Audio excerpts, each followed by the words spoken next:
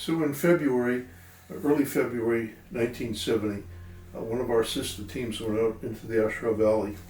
They were led by a staff sergeant named Chester Millette, and they'd been on the ground a couple of hours from insertion time, and they ran into a large group of North Vietnamese soldiers. In the initial ambush, Millette was killed.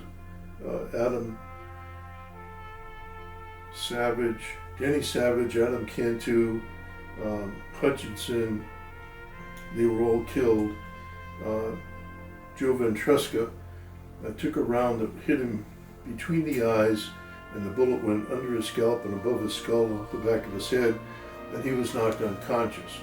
Tommy was a Lance Corporal radio operator, and he carried an M14 rifle with him, 30 caliber rifle.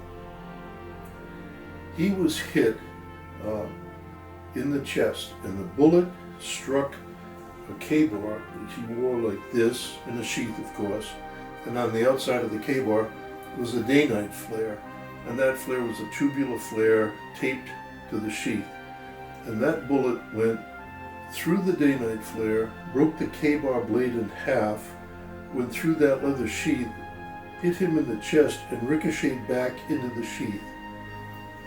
Tommy stacked up the dead around him, fired every man's rifle. All the magazines were expended. We normally carried about 8 or 10, maybe 20 magazines of 18 rounds each. Threw all the hand grenades every Marine had on their body before he was rescued by men from Delta Troop, 2nd and 17th Air Cav. He was promoted over the radio by Lieutenant General Herman Nickerson to corporal while this was happening. They came in and got the dead out, and Tommy was the last to leave. And a year later, he was the recipient of the Navy Cross.